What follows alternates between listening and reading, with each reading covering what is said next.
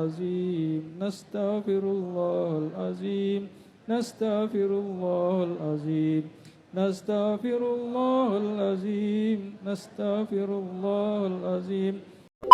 Saya tidak sempurna, saya manusia biasa. Kesempurnaan itu hanya milik Allah Subhanahu wa Ta'ala. Izinkanlah saya dan Profesor Kiai Haji Ma'ruf Amin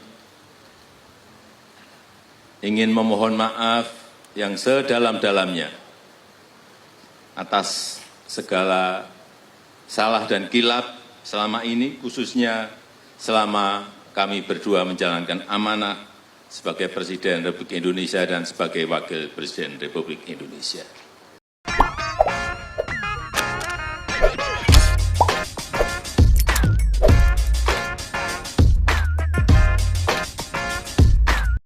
Baik sahabat sekalian, jumpa lagi bersama saya di channel ini, di mana pada kesempatan video kali ini saya akan mereaksi beberapa buah video tentang Presiden Joko Widodo. Presiden Joko Widodo tinggal menghitung hari akan meninggalkan tugasnya atau akan mengakhiri masa jabatannya selama 2 periode sebagai Presiden Republik Indonesia. Dan baru-baru ini dalam acara zikir dan doa kebangsaan, Presiden Joko Widodo sempat menitikkan air mata dan juga menyampaikan permohonan maaf kepada rakyat Indonesia. Mungkin dalam kepemimpinannya yang kurang lebih 10 tahun, ada kesalahan ataupun kekeliruan, baik dengan sengaja maupun tidak dengan sengaja. Sebagai seorang pemimpin, ia telah melakukan kesalahan. Dan dalam kesempatan itu pun ia mengatakan bahwa menjadi pemimpin tidak mungkin bisa membahagiakan atau membuat senang semua orang. Dan ia menyadari sebagai manusia biasa tentu pasti ada salah, khilaf, itu hal biasa. Oleh karena itu, sebelum beliau mengakhiri masa jabatannya, ia menyampaikan permohonan maaf kepada publik, kepada rakyat Indonesia dalam acara zikir dan juga doa kebangsaan. Namun, di balik permohonan maaf dari Presiden Joko Widodo, tentu menuai kontroversi di tengah masyarakat. Ada yang justru memberikan simpati terhadap pernyataan beliau, namun ada pula yang memberikan kritik ataupun juga meresponi kurang positif tentang pernyataan atau penyampaian minta maaf dari Presiden Jokowi tersebut. Oleh karena itu, untuk tidak memperpanjang kata, mari kita saksikan video selengkapnya. Saya tidak sempurna, saya manusia biasa. Kesempurnaan itu hanya milik Allah Subhanahu wa Ta'ala. Izinkanlah saya dan Profesor Kiai Haji Ma'ruf Amin ingin memohon maaf yang sedalam-dalamnya atas segala salah dan kilap selama ini, khususnya selama kami berdua menjalankan amanah sebagai Presiden Republik Indonesia dan sebagai Wakil Presiden Republik Indonesia. Kami sangat menyadari bahwa sebagai manusia kami tidak mungkin dapat menyenangkan semua pihak. Sepakat itu. Kami juga tidak mungkin dapat memenuhi harapan semua pihak. Saya tidak sempurna, saya manusia biasa. Kesempurnaan itu hanya milik Allah Subhanahu wa Ta'ala. Hanya milik Allah, kerajaan langit dan bumi serta apapun yang ada di dalamnya. Dia Maha Kuasa atas segala sesuatu. Terakhir, saya mengajak kepada kita semuanya yang hadir untuk berdoa bersama, memohon pertolongan Allah Subhanahu wa Ta'ala agar kita diberikan kemudahan untuk meraih cita-cita bangsa yang Astaghfirullahaladzim, Astaghfirullahaladzim, Astaghfirullahaladzim, Astaghfirullahaladzim, Astaghfirullahaladzim, Astaghfirullahaladzim, Astaghfirullah. نستغفر الله العظيم نستغفر الله العظيم نستغفر الله العظيم نستغفر الله العظيم نستغفر الله العظيم Ini momen Jokowi menangis saat ikuti zikir dan doa kebangsaan di istana ya. Ya mungkin sebagai pemimpin beliau pun menyadari ada kesalahan atau kekhilafan ya dalam memimpin tentunya.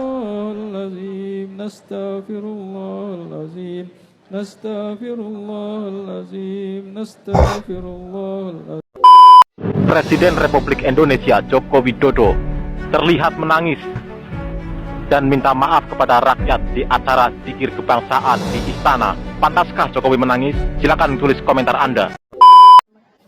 Ali Sayyidina Muhammad Nastaghfirullahal azim Nastaghfirullahal azim Nastaghfirullahal azim Nastaghfirullahal azim Nastaghfirullahal azim Nastaghfirullahal azim Nastaghfirullahal azim Nastaghfirullahal azim Nastaghfirullahal azim Nastaghfirullahaladzim. Dan Jokowi menangis di acara zikir dan doa kebangsaan. Nastaghfirullahaladzim. Nastaghfirullahaladzim. Nastaghfirullahaladzim. Ini tapi masih tuai kritik juga ini ya. Ketika beliau menangis ataupun menyampaikan permohonan maaf, tetap kritikan itu selalu ada. Nastaghfirullahaladzim. Presiden Joko Widodo minta maaf atas kekurangan dalam memimpin. Minta maaf apa lagi Pak? Semua sudah terjadi ya di akhir masa jabatan Bapak yang seharusnya justru Bapak ya menjadi negarawan, tapi malah melakukan sebuah tindakan-tindakan yang saya kira itu kurang etis ya.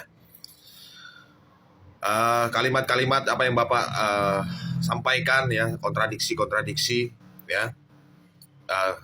Kalimat-kalimat yang pernyataan-pernyataan yang tidak berkesesuaian satu dengan yang lain ya, antara netral dan cawe-cawe. Pemimpin boleh kampanye di akhir masa jabatan ya, kemudian penggunaan aparatur negara dalam pemilu terbukti dalam dissenting opinion ya, dalam 3 hakim. Ini menurut saya sangat menciderai demokrasi ya, pengembangan dinasti Bapak politik ya, itu dari politik ya, belum lagi ekonomi, hutang 8.000 triliun, defisit anggaran 600 ya kan. Kemudian nanti pembentukan lagi Dewan Pertimbangan Agung yang nanti Bapak di situ duduk di situ ya. Hanya mungkin demi melanggengkan yang namanya proyek IKN mungkin ya, pertimbangan Bapak ya. Tapi sampai-sampai Bapak harus bertaruh ya menurut saya ya. Ini luar biasa ya Pak. Bisakah Bapak membereskan itu? Ya nggak usah minta maaf ya, dikerjakan aja itu, diberesin dulu dan Bapak turun menjadi negarawan seperti itu. Atau kita akan melihat wajah Bapak 5 tahun ke depan gitu bersama Pak Prabowo ya. Atau mungkin Bapak di atasnya Pak Prabowo mungkin yang akan memerintah nanti. Ya nggak tahu. Kok tanya saya? Loh. Pak Jokowi mengaku hilaf dan meminta maaf kepada rakyat Indonesia. Loh, bukankah Pak Jokowi selama ini tidak pernah salah dan selalu dianggap benar oleh para pendukungnya?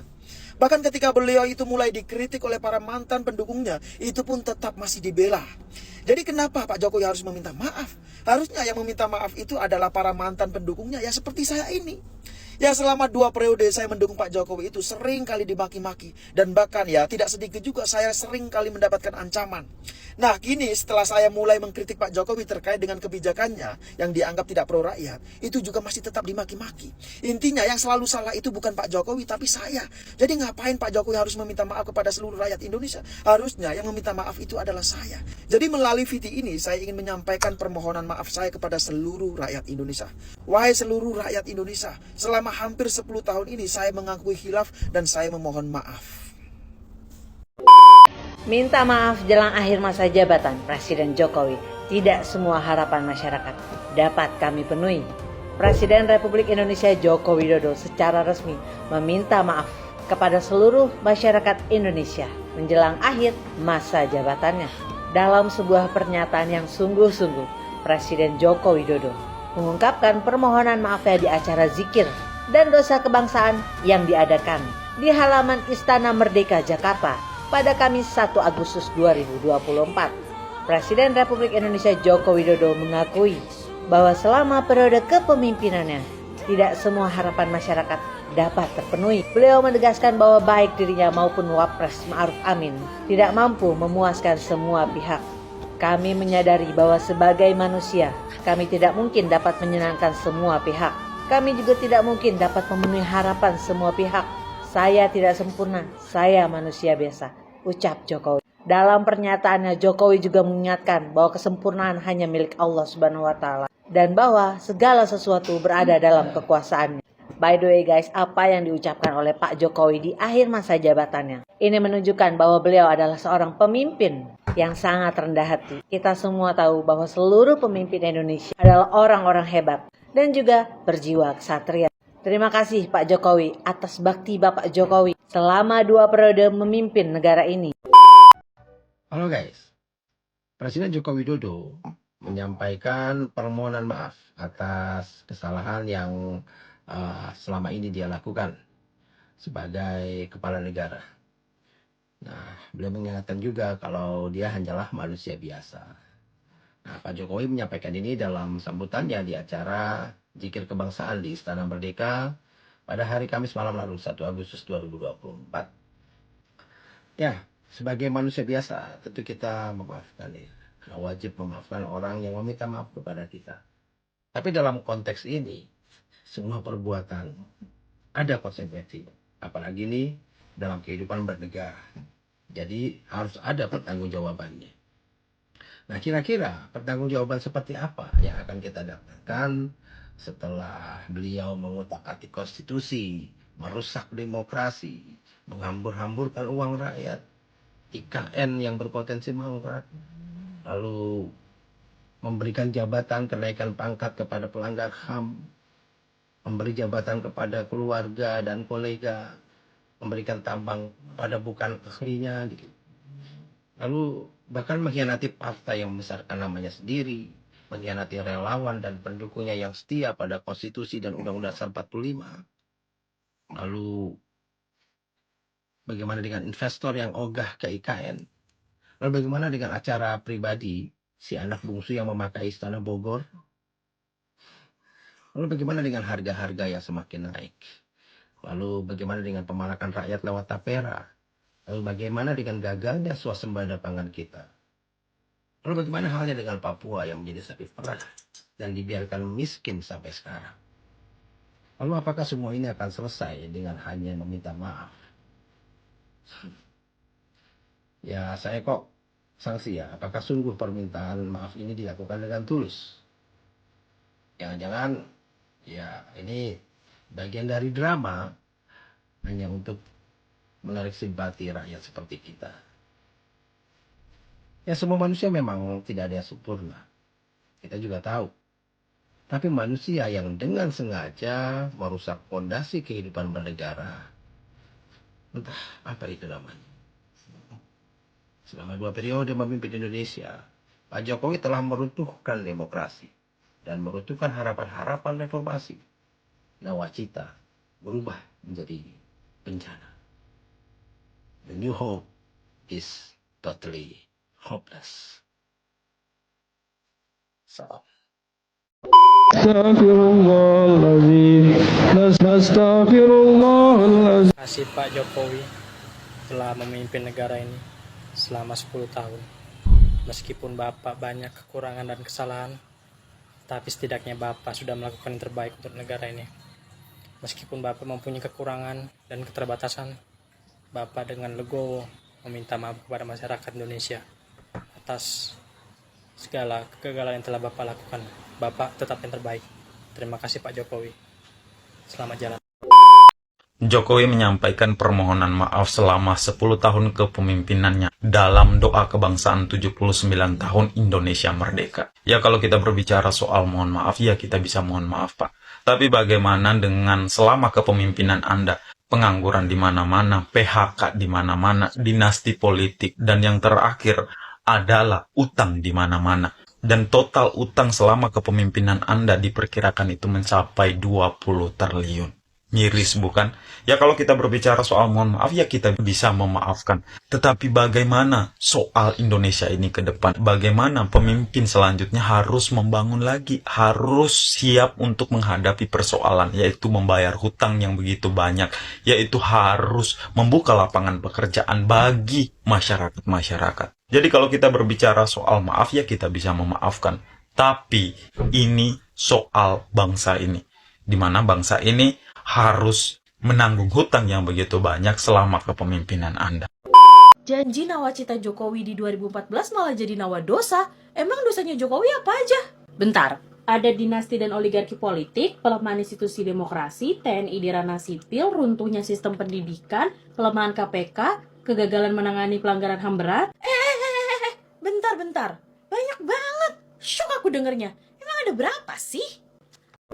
Majalah Tempo mencatat ada 18 dosa yang dibuat pemerintahan Jokowi selama 2 periode. Beberapa udah aku sebut. Ada lagi soal mempersempit ruang kebebasan sipil sampai maksain pembangunan IKN. Lengkapnya di Majalah Tempo. Wow, banyak juga. Bahas salah satunya deh. Yang paling aku penasaran sih soal dinasti dan oligarki politik. Awalnya tuh kalau kamu ingat di tahun 2021 ada ide perpanjangan masa jabatan presiden. Tapi mendekati pemilu 2024 manuver perpanjangan masa jabatan presiden menyurut. Nah di sini nih. Kenapa? Kalau kamu sadar sebelum upaya perpanjangan masa jabatan itu Jokowi udah memupuk dinasti politik. Tahu dong kalau anak Jokowi Gibran maju jadi wali kota Solo di Pilkada 2020 terus terpilih jadi wali kota Solo. Oh iya ingat. Gak cuma Gibran gak sih? Menantu Jokowi Bobi Nasution juga jadi wali kota Medan kan?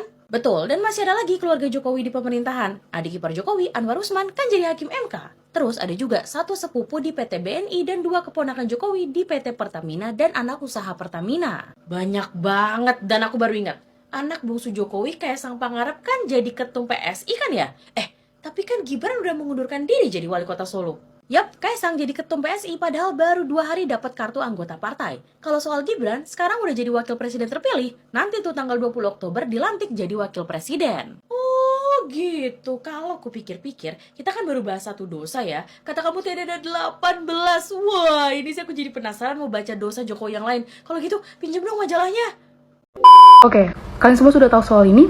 Yeps. Di video sebelumnya, gue sempat ngebahas soal bagaimana rapor merah dari Presiden Joko Widodo di 2 periode pemerintahan beliau, di 2014 sampai dengan 2024 hari ini.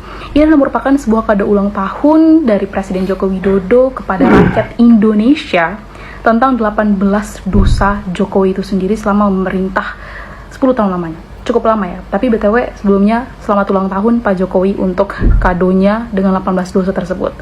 Mulai dari... gue rasa orang awam pun sadar kan ini itu lahirnya dinasti dan juga oligarki politik di masa pemerintahan Joko Widodo. Yang kedua adalah pelemahan institusi demokrasi.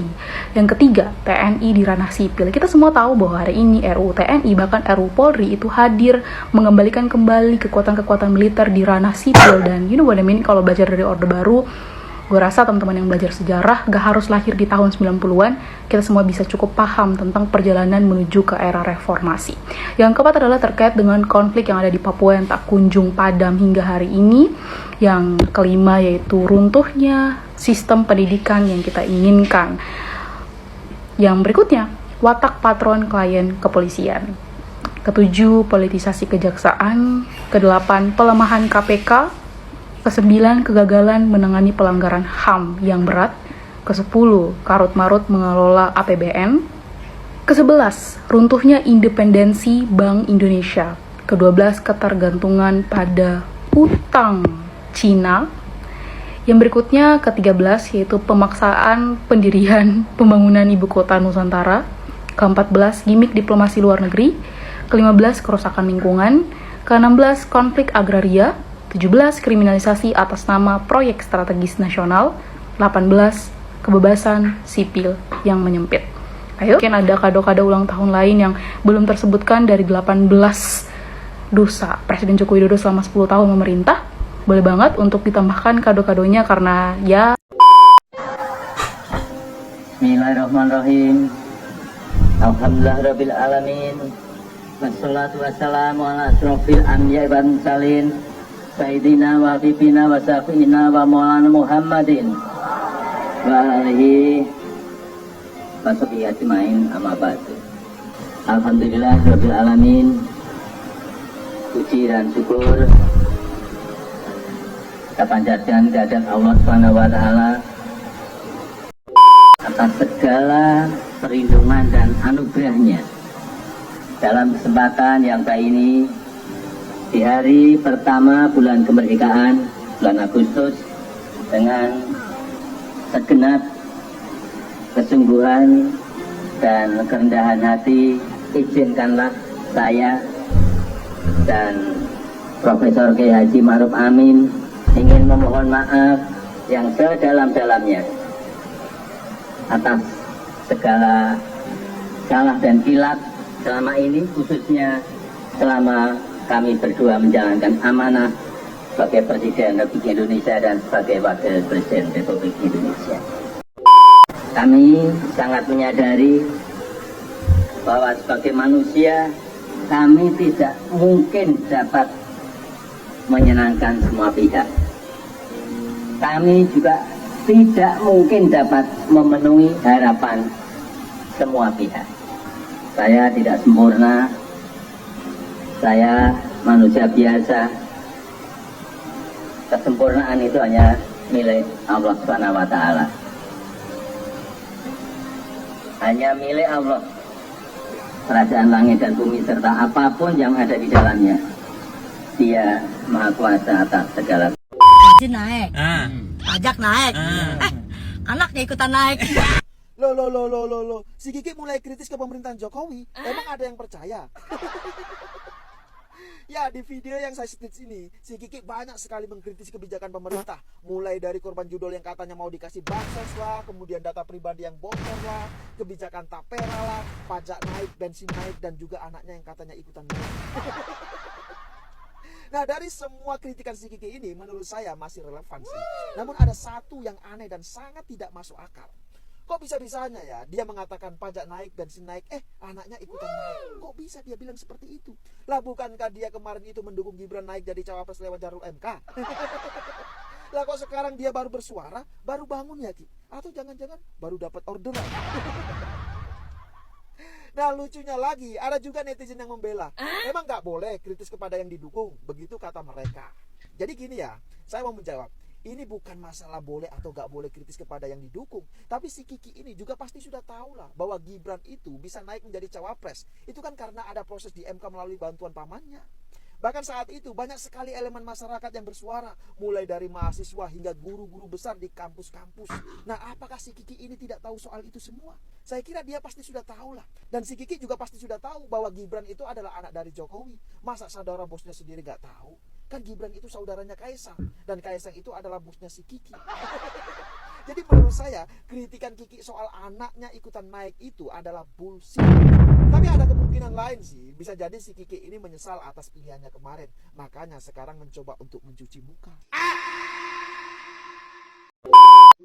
Kalian harus tahu ini. Jadi baru-baru ini saya baca berita, dan isi beritanya terlihat bahwa Jokowi sudah melakukan pertemuan dengan Elon Musk beberapa kali, namun sayangnya Elon Musk tidak mau melakukan investasi atau membangun perusahaannya di Indonesia. Jadi kesannya di sini adalah Jokowi terlihat mengemis-ngemis, tetapi Elon Musk tetap punya pendirian tidak membangun perusahaannya di Indonesia. Jadi di sini terkesannya Elon Musk yang prank Jokowi. Kasihan Pak, Anda di prank beberapa kali. Apa kurang kejamnya Jokowi? Dia bikin IKN, dia jual nggak laku ke Cina. Saya heran sama yang namanya Rocky Gerung. Setiap kali melemparkan narasi selalu membawa aura negatif, pesimistis, bahkan terkesan merendahkan masyarakat kita. Bahkan di dalam video ini dia bilang Jokowi ini adalah rezim yang paling kejam, paling jahat. Tidak pernah selama kepemimpinan negara ini ada seorang pemimpin yang membiarkan seseorang sampai membelah perutnya hanya karena tidak mampu memberi makan untuk keluarganya. Saya kasih tahu Pak Rocky, saya wanita, saya perempuan, saya bekerja, saya juga banting tulang. Saya adalah perempuan mandiri dari kecil sampai dewasa dan jujur. Sekalipun saya belum pernah meneteskan air mata hanya karena uang, apalagi karena makanan. Ketika saya tidak memiliki uang, saya berusaha bagaimana caranya mendapatkan uang.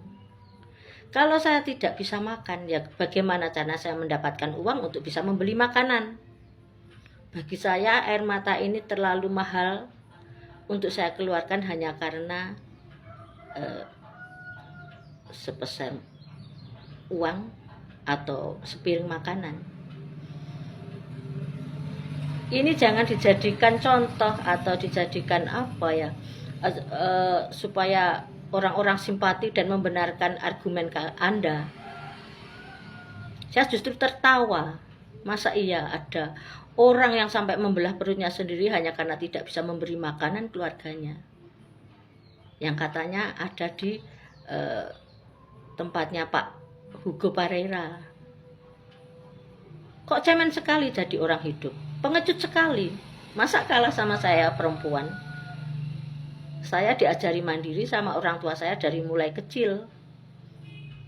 Air mata saya sangat mahal kalau dikeluarkan hanya untuk uang atau makanan. Pak Jokowi mempunyai program-program untuk rakyat. Itu sudah jelas. Nanti kalian katakan lagi bansos. Bansos itu uang rakyat. Itu bukan uang Jokowi. Nanti di lain pihak bansos itu yang membuat pasangan Prabowo Gibran menang. Nah, saya jadi kemana-mana kan. Ya karena kalian ini narasinya itu tidak pernah konsisten. Yang kamu soroti kan Pak Rocky untuk saat ini karena Pak Jokowi memiliki proyek IKN yang katanya menghabiskan 466 triliun. Itu kalau dibagikan kepada masyarakat miskin, satu orang bisa mendapatkan 17,9 juta. Inilah bodohnya Anda, dungunya Anda. Jangan mengatakan Pak Jokowi dungu, justru Anda yang dungu. Kalian pikir kalau nanti masyarakat sudah diberi 17,9 juta itu masalah selesai. Justru proyek yang diadakan Pak Jokowi ini adalah fondasi untuk menuju Indonesia Emas 2045, yaitu untuk masyarakat, untuk kemajuan bangsa dan negara ini supaya hidupnya nanti membaik, supaya tidak ada lagi orang yang membelah perutnya hanya karena tidak bisa makan. Nah, kalau diberi 17,9 juta bisa hidup seberapa lama? Pak Rocky ini juga melempar narasi bahwa IKN sudah tidak laku dijual ke Cina. Makanya Pak Jokowi juga memberikan hak guna usaha menjanjikan hak guna usaha sampai 190 tahun. Itu narasi yang selalu dilemparkan orang-orang seperti Rocky Gerung dan kawan-kawannya ini. Konsepnya tidak begitu, Bambang. Konsepnya tidak seperti itu, Pak Idul. Saya tadi pagi melihat wawancara di sebuah TV swasta bahwa Bapak Joko ya dari staf kepresidenan menjelaskan bukan seperti itu, tetapi untuk memberikan kepastian kepada investor supaya mereka mau berinvestasi di IKN, makanya Pak Jokowi memberikan izin 35 tahun. Nah, nanti kalau dilihat prospeknya ke depan bagus, mereka bisa memperpanjang 25 tahun, kemudian 25 tahun berikutnya dan begitu seterusnya. Sebenarnya itu yang terjadi. Tetapi oleh orang-orang yang tidak tahu permasalahan dengan sebenar-benarnya, mereka melempar narasi seperti itu supaya masyarakat yang sudah oneng, norak, benci Pak Jokowi, mereka menelan mentah-mentah bahwa IKN ini akan dijual, negara ini akan dijual ke Cina lah atau kemana. Bahkan hak guna usaha pun HGU ini diberikan sampai 190 tahun. Jangan begitu, Pak. Kalau Anda tidak setuju, kalau Anda tidak bisa membantu, setidaknya Anda diam saja. Jangan merecoki, apalagi melempar narasi-narasi yang tidak benar. Itu nasihat saya. pekerja. Ini memang Jokowi ini goblok bikin kebijakan. Kenapa saya bilang goblok bikin kebijakan? Dia berupaya untuk mendapatkan pajak dari penghasilan kaum buruh, tapi kaum buruhnya dikasih upah murah. Kemudian memudahkan PHK, orang outsourcing, PKWT, magang, orang-orang gak pada PHK. Lu janji 10 juta lapangan kerja kan tidak terwujud. Yang terwujud hanya lu menciptakan 3 lapangan kerja, anaknya dan menantu jadi wali kota 2 orang, 1 orang anak ini nanti baru mau dicalonkan jadi wakil gubernur katanya. Nah, jadi ketua umum partai. Jadi Jokowi cuma dari program 10 juta lapangan kerjanya itu hanya menciptakan 3 lapangan kerja. Jadi masih ada utang 9.999.997 pekerja di ini rakyat Indonesia yang dapat kerja. Ini kebohongan Jokowi. Lagi-lagi kebohongan Jokowi. Lu sinting amat bikin kebijakan upah murah, gampang PHK. Terus lu mau minta pajak dari mana? Oh nente. Goblok. Ya kan, kalau kecuali upahnya lu gedein. Upah buruh naik misalnya 10 juta. Lu samain tuh sama upah kita minimal dengan Singapura lah. Yang minimal di situ 35 juta untuk tamatan SMK misalnya. Ya kan, 35 juta enak, lu ngambil pajaknya juga gede. Terus kemudian tidak ada PHK. Ini PHK mau gimana barusan ini menteri lu bikin kebijakan lagi Permendagri nomor 8 yang membiarkan ekspor impor pakaian jadi. Ini mengancam pengangguran, buruh terancam, buruh TSK nih yang di tekstil. Itu garment, industri garment dan tekstil kita itu bakal gulung tikar. Yang terancam PHK itu 130.000, bahkan sudah gulung tikar. Jadi tambah lagi pengangguran 130.000. Jadi kalau tadi 9.999.997 tadi yang belum kerja, ini tambah lagi 130.000 karyawan tekstil yang harus PHK. Bagaimana nasib keluarganya? Emang goblok ini presiden kita ini kan. Tahu nggak, ada banyak persoalan dalam membangun IKN loh. Jadi sampai sekarang ada 2.000 hektar lebih tanah yang bermasalah di IKN. Masalahnya apa nih? Jadi tanahnya itu sekarang sudah berpenduduk. Jadi pemerintah nggak bisa asal usir dong. Pemerintah harus merelokasi dan membebaskan lahan tersebut biar bisa dibangun. Makanya ini dinilai jadi salah satu alasan kenapa ketua dan wakil ketua otorita yang sebelumnya mundur dari jabatannya. Iya kalau penduduknya mau dipindahin semua. Kalau nggak mau gimana? Emang bisa digusur paksa kalau udah punya sertifikat tanah? Jadi butuh musyawarah sama penduduk di situ. Dan ada satu lagi nih. Sampai sekarang belum ada investor asing yang masuk di proyek IKN ini. Emang kenapa kalau nggak ada yang invest di proyek IKN? Ya perkembangan proyek di sana bakal lebih lama. Buat bikin proyek tempat tinggal, hiburan, transportasi, dan lain-lain, semuanya kan butuh biaya, tenaga, dan waktu. Kalau semua Indonesia yang kerjain, selesai sih selesai. Cuma nggak tahu kapan selesainya. Ya paling nggak ada yang mau tinggal di sana. Jadi kayak kota mati nanti. Ada yang kepikiran mau merantau ke IKN nggak? Menurut kamu bakal berhasil nggak sih ini proyek IKN? Baik sahabat sekalian, demikianlah beberapa buah video yang coba saya reaksi pada kesempatan kali ini terkait dengan doa dan zikir bersama atau doa kebangsaan. Dan pada kesempatan tersebut Presiden Jokowi sempat menitikan air mata dan juga menyampaikan permohonan maaf kepada rakyat Indonesia atas kepemimpinan yang kurang lebih 10 tahun ini. Dan tentu kita sudah mendengarkan tadi bagaimana ada pro kontra, ya, pernyataan baik yang positif maupun yang bersifat negatif yang disampaikan oleh para netizen tadi, setidaknya mewakili rakyat Indonesia. Ya tentunya pasti ada pro dan kontra dari statement atau pernyataan yang disampaikan oleh Presiden Jokowi. Baik, kepada para sahabat sekalian yang mungkin ingin berkomentar, silakan tulis di kolom komentar. Sekian dan terima kasih dan sampai berjumpa kembali di video kami selanjutnya.